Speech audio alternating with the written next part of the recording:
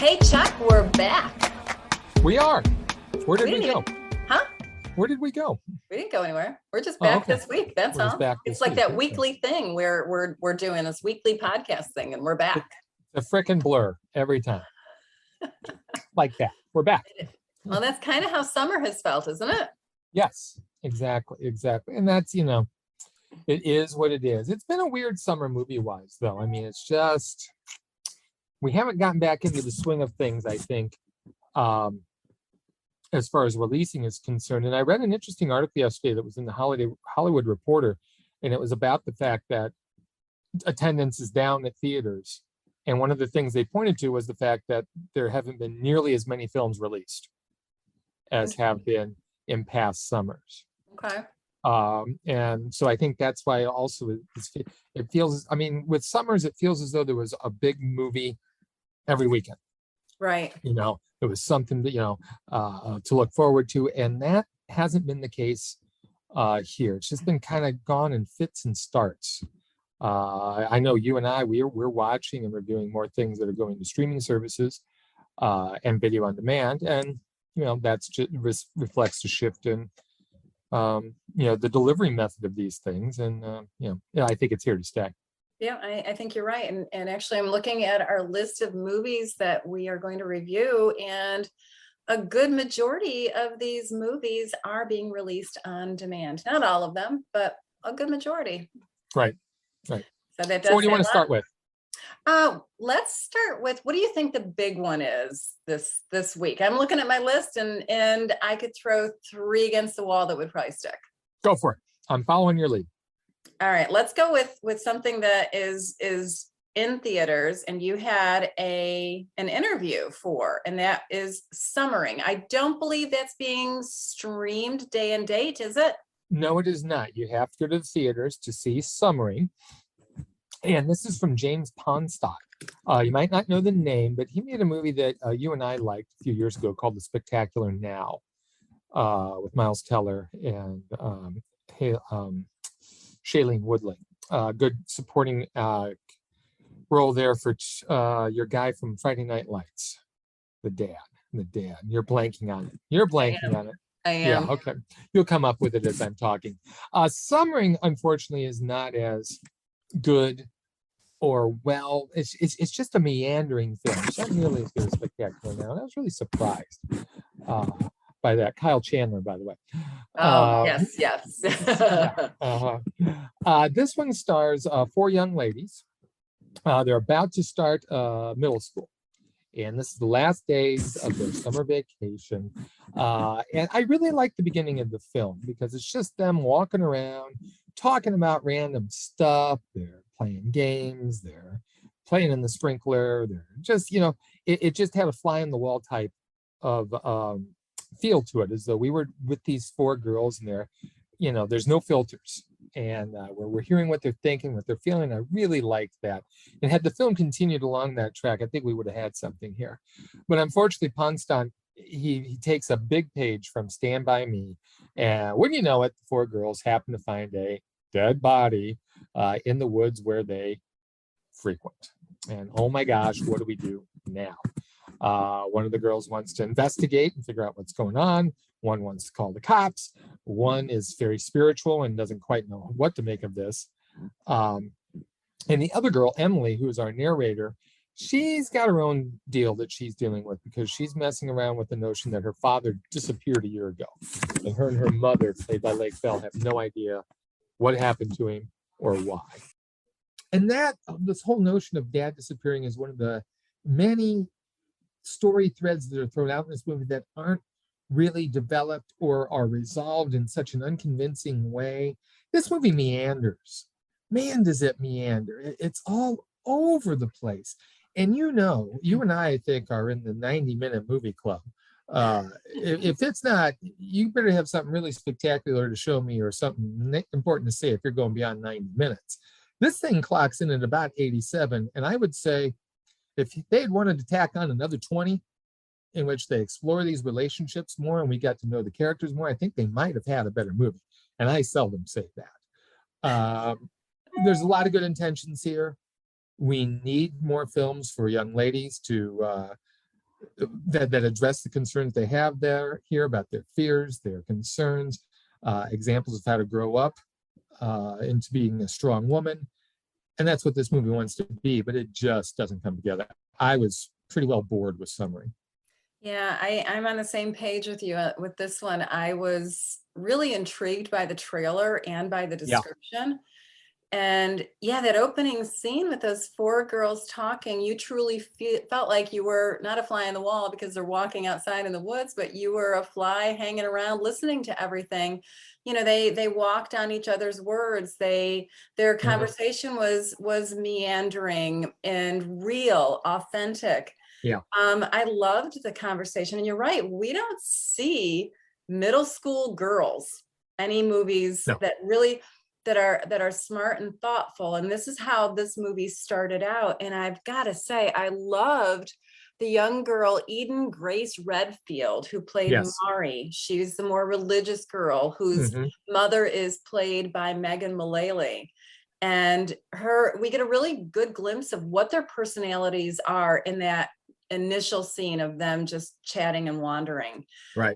Mari was spectacular. I cannot wait to see what this little girl who plays Mari ends up doing in her next film and her career, because she's funny, she's spunky, she's vibrant. I needed more of her. And you and I talked about the fact that we needed more of the interaction between Mom and Mari, and even the other moms. Lake Bell is in this, and I love Lake Bell. And she's, as you said, the relationships just weren't explored enough. Nothing went deep enough, but it sure did go wide enough, too wide, so that it just lost interest, momentum, and entertainment value.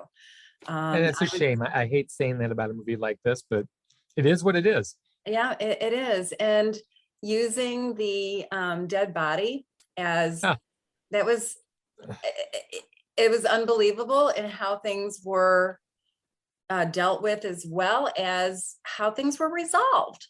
And please use air quotes with resolved. Okay. Yes, definitely. It's an ending the movie doesn't earn. Right. Yeah. So unfortunately, I think this had a glimmer.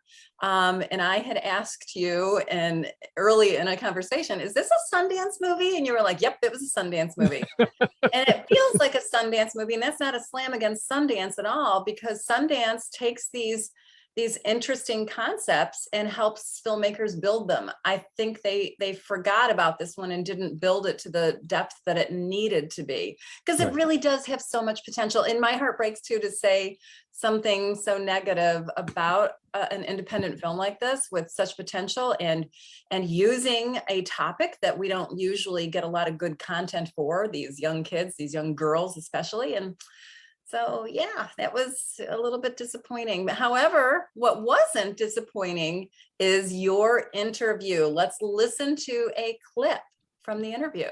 We're focusing on four young ladies for a change and what they're going through. And it seemed to me that the dialogue and everything seemed accurate or spot on. Now, not having been a 13 or 14-year-old girl, I'm not sure, but was it as accurate as it should be? And was that part of what drew either of you to this project? I think that the script is very natural, the way that it's written, the dialogue. And James and his co-writer are both men, but I think they're really good listeners. And James has daughters. And so I think they were able to capture that, the way little girls talk. But I also think the young actresses made all of that feel so natural and so real. That you get this window into what it's like to be a little girl at that age when you're just about to go into middle school, and it feels very present, and it feels very nostalgic, especially like for me, looking back to my own childhood when I could just go out and play in the street and go down to the creek with my best friend Stacy and then have this adventure and then go home at sundown. So yeah, that one didn't quite work out. What else do we got? Let's move on to something a bit more positive, something that we liked. All right, let's go to a smile on your face. I can tell what you're going to pick. Let's go to Day Shift. Okay. All right. All right. This is a new Netflix film that is going to be able to be streamed. I don't believe it's opening in theaters, and there is a reason why they're not doing a theatrical opening for this one. Chuck, I think this one would be fun in theaters with a crowd. I think this would be fun in theaters with a crowd with alcohol. Yes, exactly. This has Brew and View written all over it. Doesn't it though? Yes. I quite agree with you on that. Midnight movie all over it. Yeah. This is a definite home party type of movie to see. It's about this dad played by Jamie Foxx, who he's got an interesting job. He doesn't really share with people what his job is, but he is a vampire hunter. And yeah, and he masks this as a pool cleaner. And man, that first scene where Jamie Foxx's character of Bud is Can we stop here for a second? Yeah. You know what his name is? Bud Jablonski. Who was this part really written for? Okay, Jablonski. This has Tatum, Channing Tatum written all over it. Bruce Willis back in the day, but Jamie Foxx is playing Bud Jablonski. Okay, let me ask you this. So one of the problems, we'll get back to the review of the movie and a little bit more of the gist of the movie in a second, but I need to tell you, I didn't like the chemistry between Jamie Foxx and Dave Franco. I like them individually. I like Dave Franco. I wonder, did they have somebody else? And not to, take a look at Mr. Koplinski, the name Jablonski definitely sounds Polish. Yeah.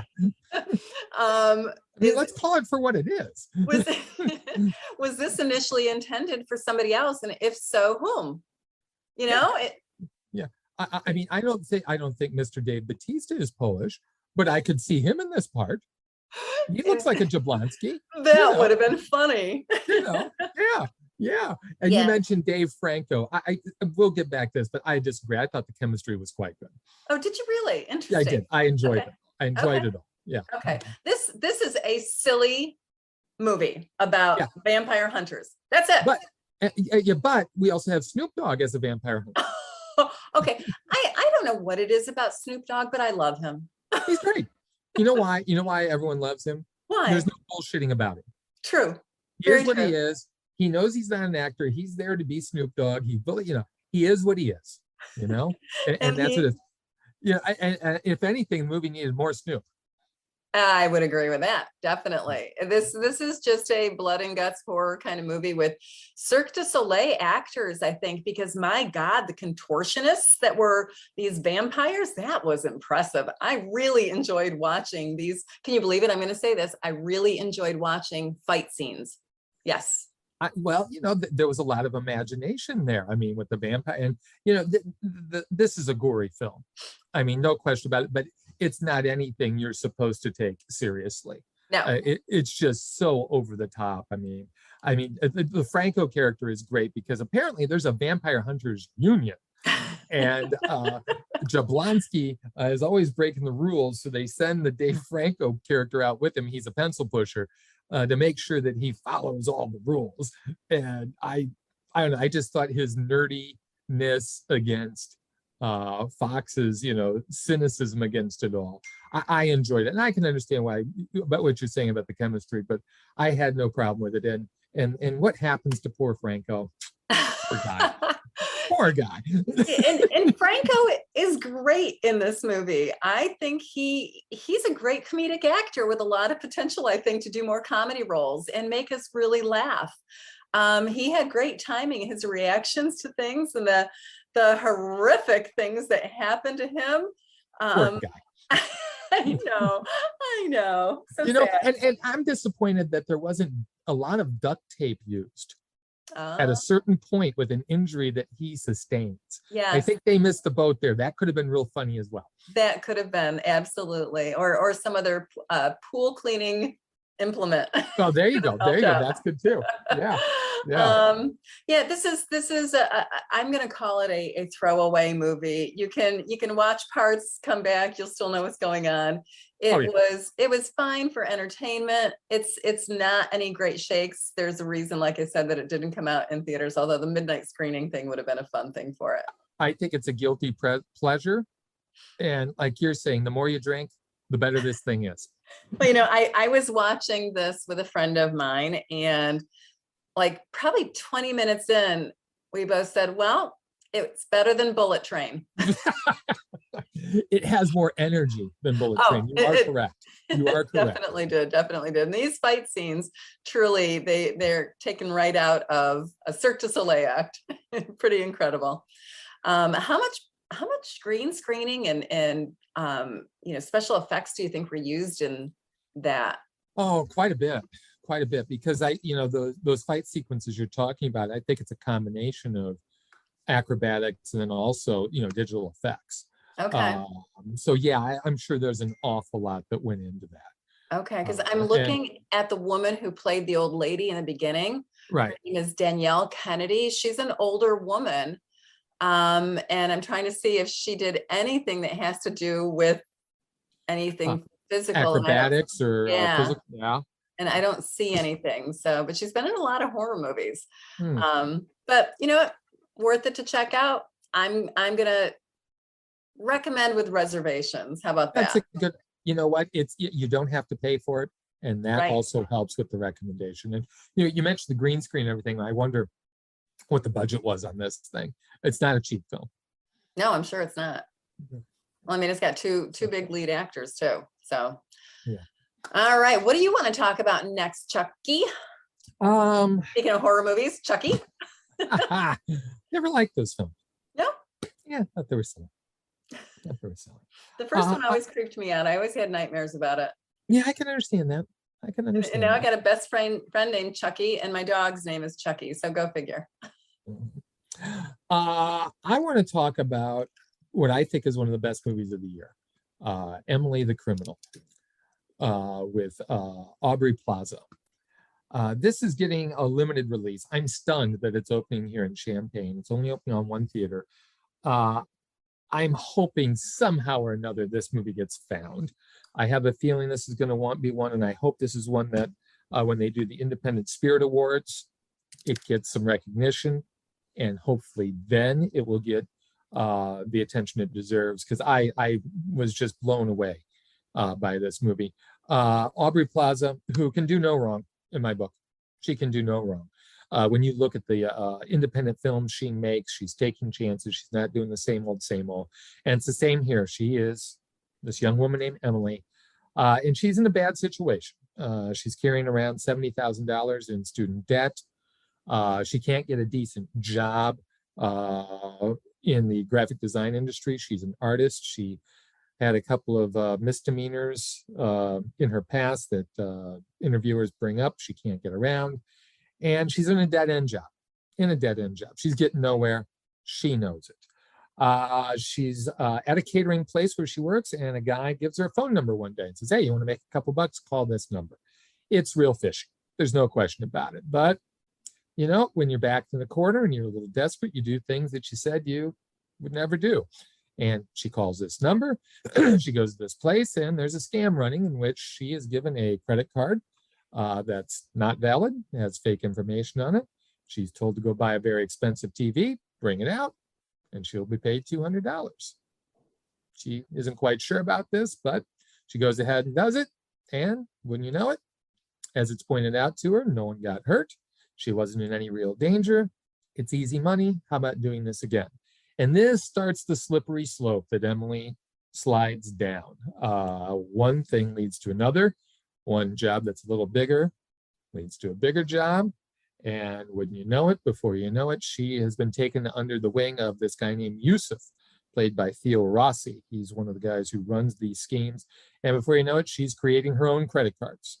She's making bigger purchases. She's moving the merchandise herself. And before you know it, she's in over her head. I love this movie for a lot of reasons. I think it's timely. You know, they talk about how so many people are 1 or 2 paychecks away from living on the street. Yeah. And that's one of the things this movie talks about. When you're in that situation, you're open to doing things that you wouldn't normally do. Absolutely.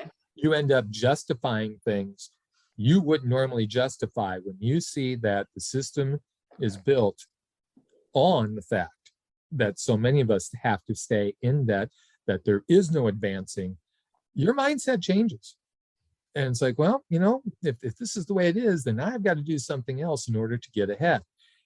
You sympathize with her. I was with her every step of the way as things get more and more complicated, because I understood why she did what she did. It's all, you may not agree with what she does, but I think that the thing that's the key to Plaza's performance here is that she never lets you forget there's a sense of desperation in this character.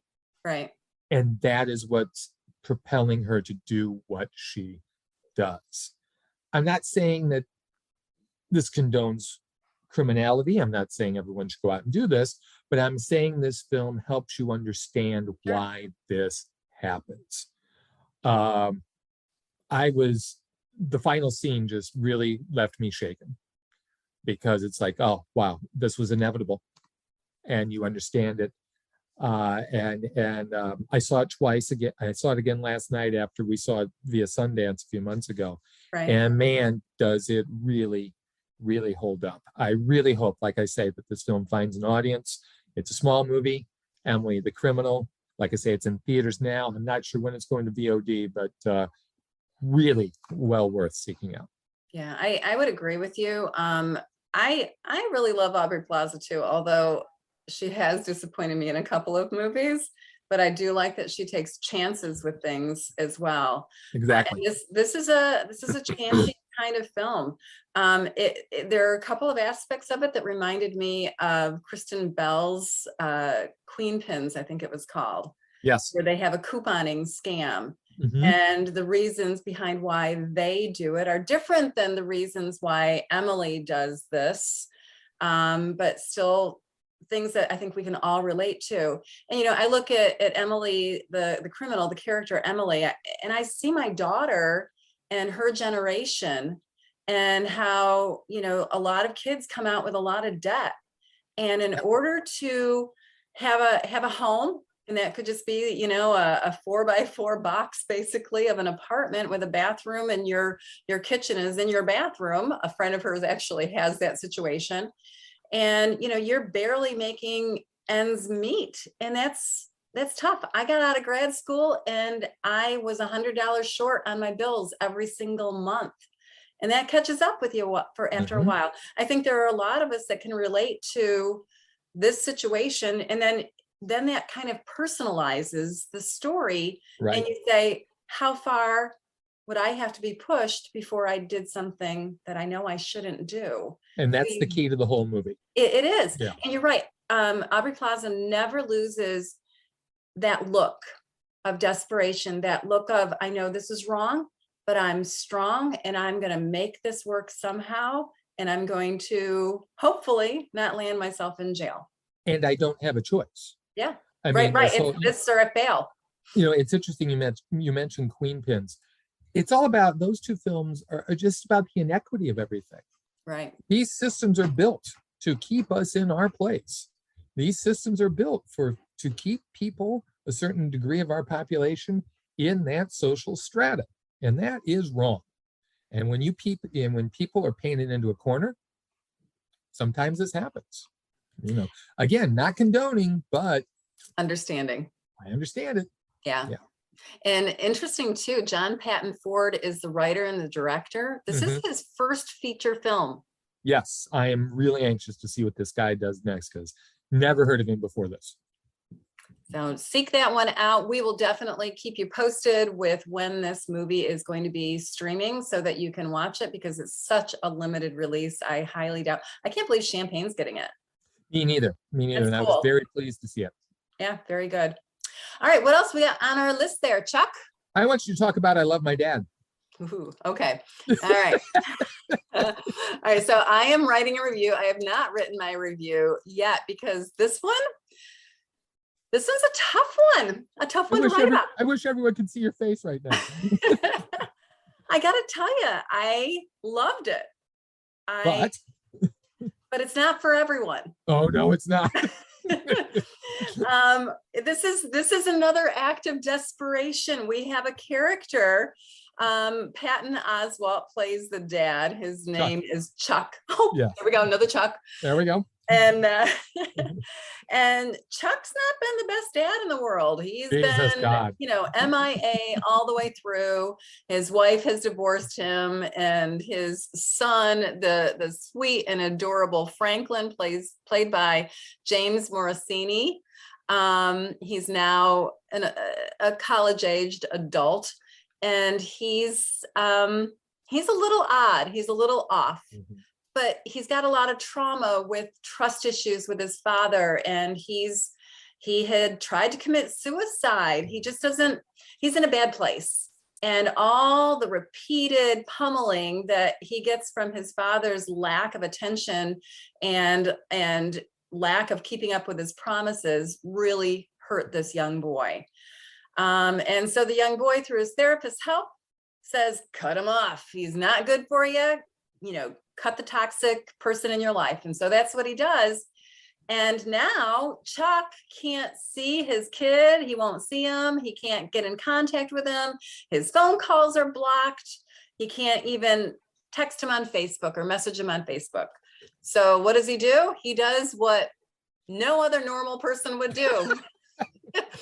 He catfishes his own son. He takes on the online personality of a beautiful young woman who happens to be a waitress halfway across the country where Chuck lives away from his son, named Becca, played by Claudia Sulewski. And this is a sick and twisted, out of control spiraling that occurs as Chuck befriends his son and talks with his son, and he is ecstatic because now he's in touch with his son. He knows what's going on with his life, but he's portraying himself as this drop dead gorgeous Becca. And then there's a little crush, and oh my God, it goes way beyond that, so beyond that. And I gotta tell you that the filmmaker James Morosini is also the one who wrote and directed this movie, who is also starring in it. He said this was kind of based on his own experience with his dad. Yeah, that's kind of scary. This is definitely a therapeutic session of about 120 minutes of cringe, more cringe, and a little cringe on top of that, but so entertaining. And you understand both characters and the way that Morosini portrays his imagination. Oh, yes. Okay. I just got goosebumps up my arms thinking about how he did that and what they portrayed. Yeah, those text, the text communications they have, we hear his dad's words coming out of Becca's mouth, and in his imagination we see him interacting with Becca. And I loved your cringe expression there because it becomes sexting, and oh, and then he pulls in somebody else to it to make it even more cringe-worthy. Rachel Dratch, who is hilarious here.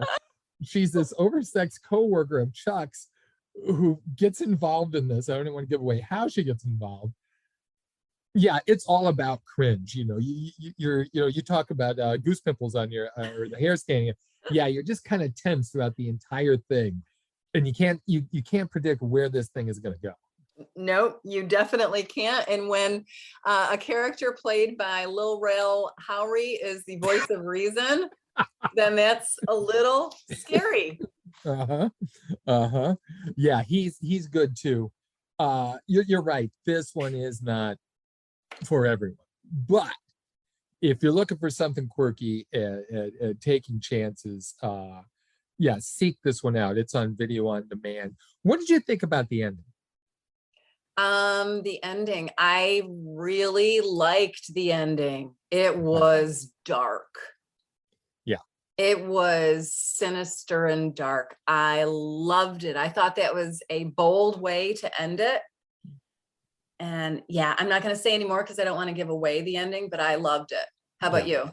Yeah, I liked the direction he took in that as well. There's a sense of reconciliation, but then again, maybe not.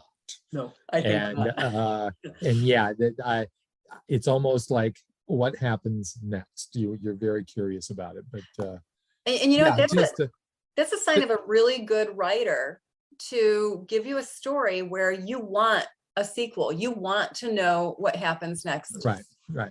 And you're right. You would hope that Chuck, as a parent, you would hope no parent would do this, but the world we live in, I wouldn't put it past parents to do this. But it's completely understandable why he does it. And the thing I found interesting was that Chuck finds out more about his son pretending to be someone else than he ever would as a father. Right. That I thought was a really interesting point that they make. And so sad.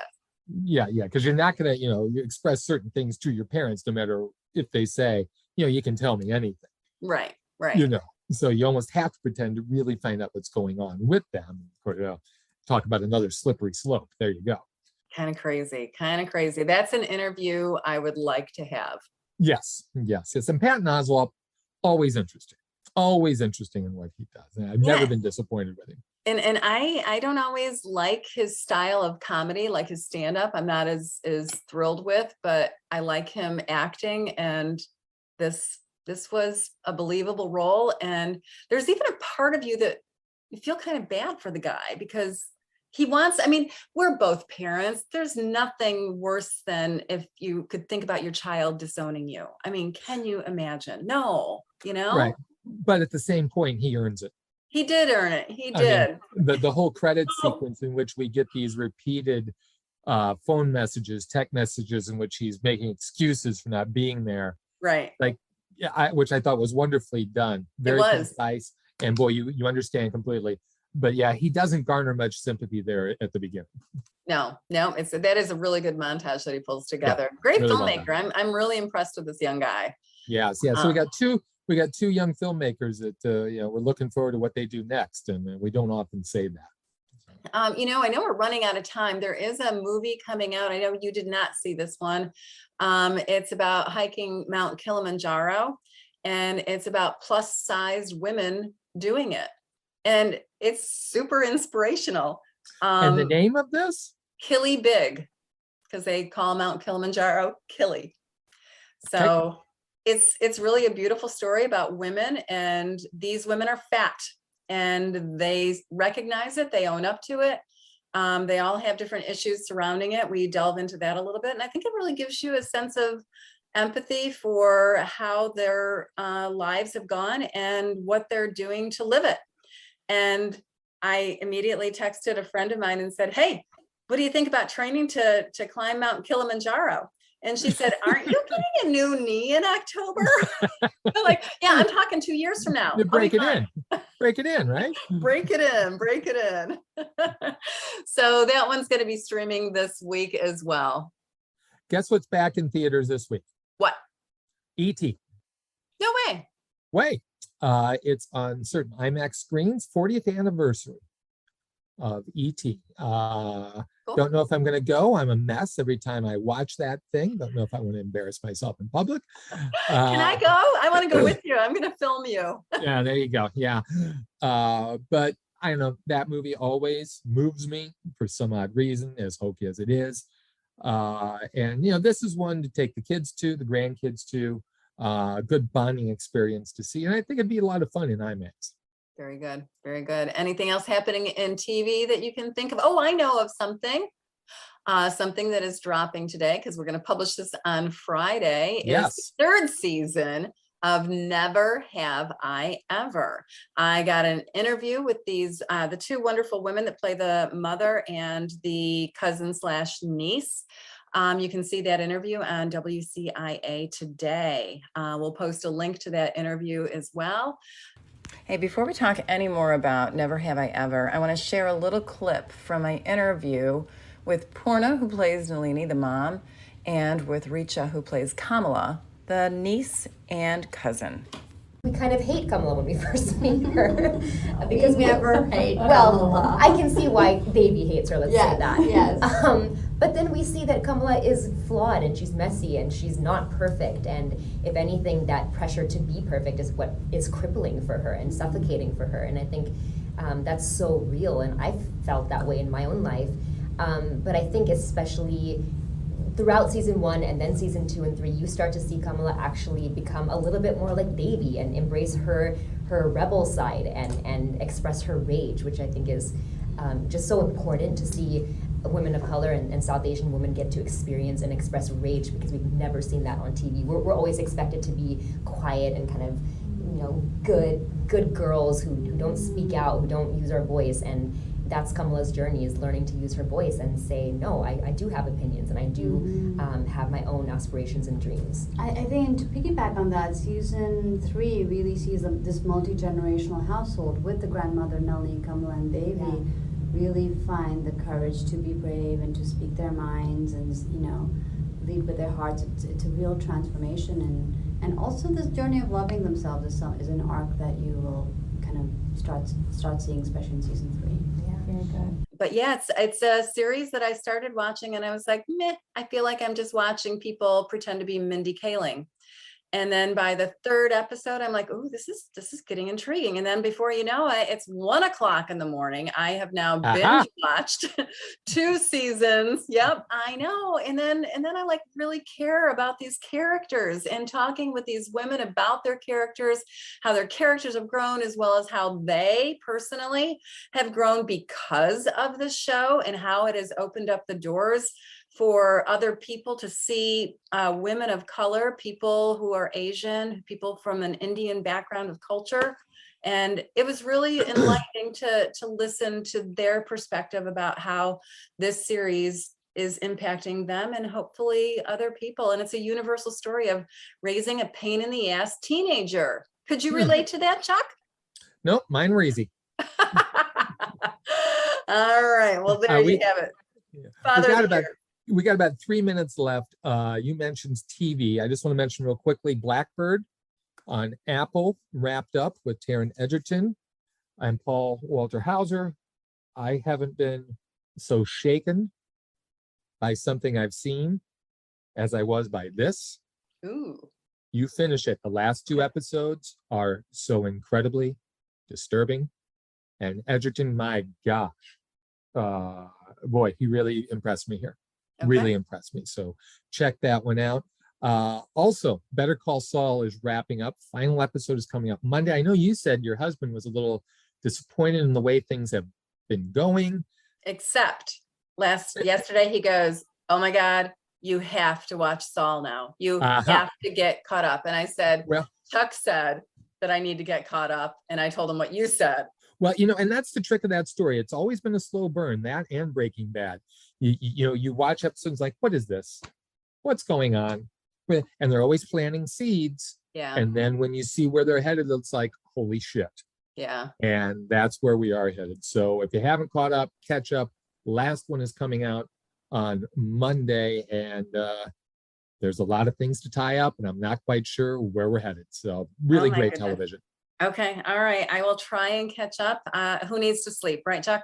Yeah. That's why we got the streaming, right? So we got the streaming, and take a look on our Facebook page. We are posting the winner of some of our merchandise on our, congratulations. And how did you win that? You won it because you shared this podcast. Share this podcast. Let us know that you shared it, and you will be entered to win some merchandise. Good Thanks swag. for listening. Have a good one.